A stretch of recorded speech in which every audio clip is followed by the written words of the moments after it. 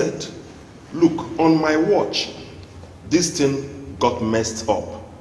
And then your attention is being drawn to remedial steps you could take to ensure that the thing is remedied. Flagrantly, you are looking at everybody and saying, I will not. That's what he's going to do. God. Invariably, he is useless on that position. I said this, hold on, sir. I said this advisedly with a great sense of responsibility to the Nigerian nation, of which I am a stakeholder.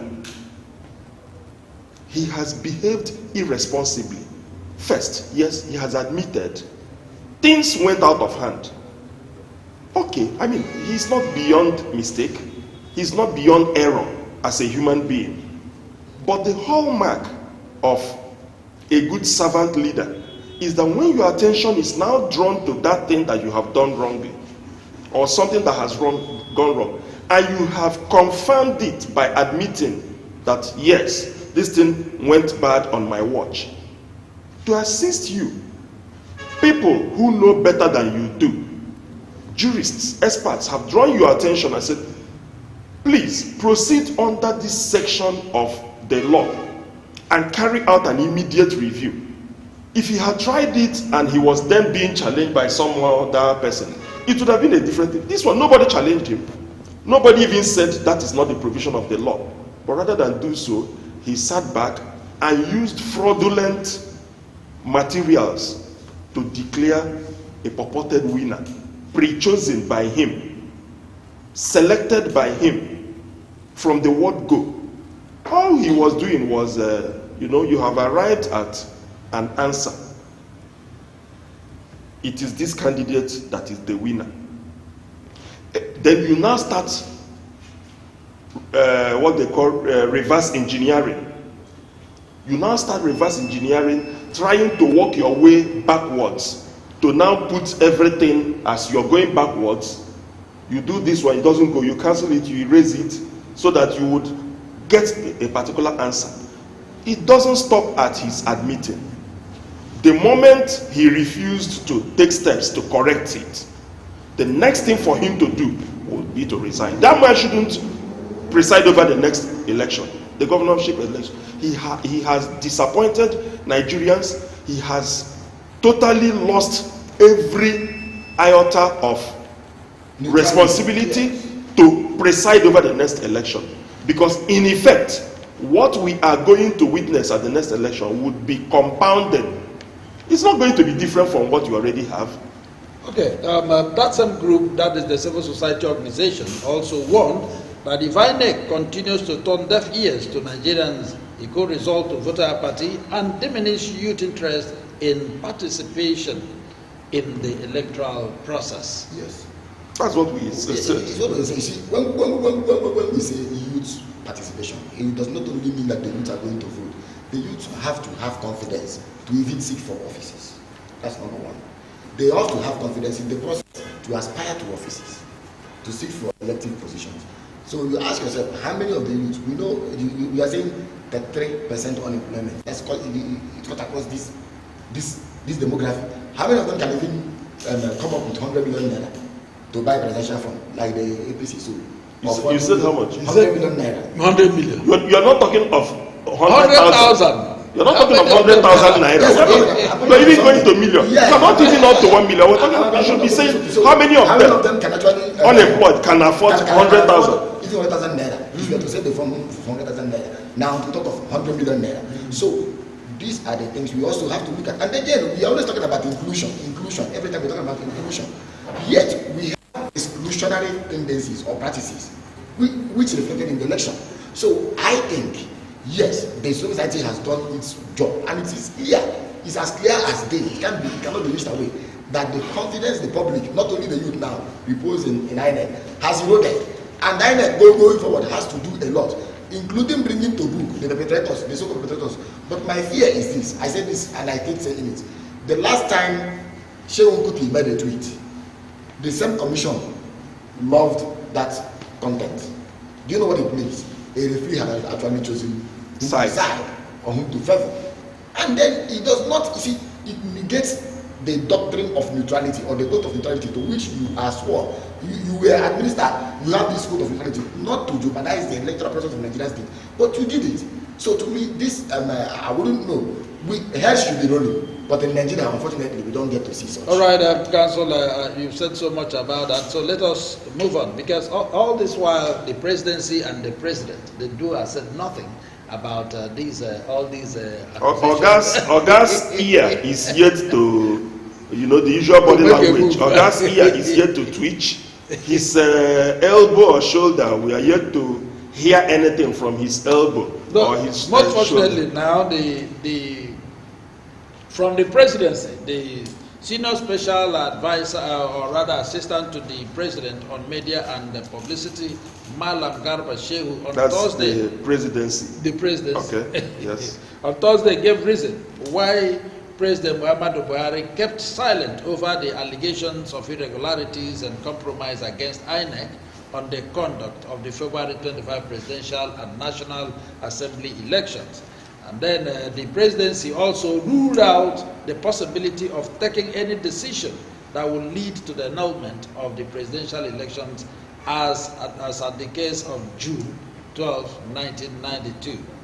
The presidency advised unsatisfied parties and candidates to seek redress in the court.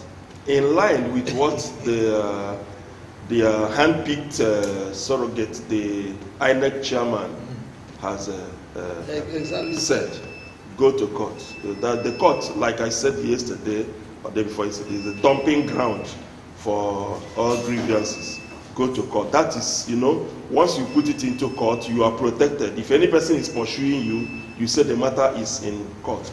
We are not expecting President Muhammadu Buhari as president to say anything regarding who is declared winner or not. No. Rather, as president, who nominated the INEC chairman and sent his name to the National Assembly, we were expect, because that is his nominee. The commissioners are also his nominees, all of them. Together, they make up the commission. This is a man whose children are engaged in squabble, and he has entered the compound. He saw them fighting, breaking plates, and the man just went into his room, locked the door of his room, and kept quiet. That is how you liken it. Nobody is expecting him to interfere. But for God's sake, as the leader of the nation, he has a moral burden to rein in everybody, to rein in the entire nation, to show and exhibit and demonstrate leadership. At every given point in time, he should be seen, even where confidence is being eroded, to reassure. That is the job of the leader. Nobody is expecting the leader to perform the duties of God. He cannot do that. But he ought to show leadership. He ought to restore confidence by reassuring. And then also, by equally, he is in control of the security. And the security agencies have the duty to equally give teeth to those sections of the law that provide punitive measures against people who have flouted even the electoral process. He should be the one telling them, move in, assist INEC, get the perpetrators punished, because the security agencies will be watching his body language. Mm-hmm. If he displays this, or rather, if he continues to display this nonchalance, they are not going to do anything. And that is why over the years, after everything, nobody gets prosecuted for any electoral offense. All right, comrade. Yes. Now, with what is happening, and do we now assume that the statement of the INEC chairman asking people or the aggrieved parties to go to court is also as a result of what he picked or learned from the presidency? And also, if that is also true, what was the need and the essence of that is apology? Yeah, and accepting the fact that you see, I'm sorry to say it this way. You didn't even capture the news item very well. I'm sorry to say it this way. The president in that release said that the election of Bola Ahmed Tinubu was sacrosanct. According to some news outlets, said Tinubu's election stands. But we know that there is nothing sacrosanct in the Nigerian state except the constitution. Even the president is holding an impeachable office. He could be impeached by virtue of the constitution. I wouldn't know where you see, we have people, handlers of the president, who just wake up and write nonsense and churn out and push it to the public. And I'll explain why. You see, this is why every time there is a terrorist attack, you see that the media releases follow the same pattern. The president is condemning this horrendous, this ugly, this horrible, this deadly attack, and we do everything possible. He is surprised. You see, or that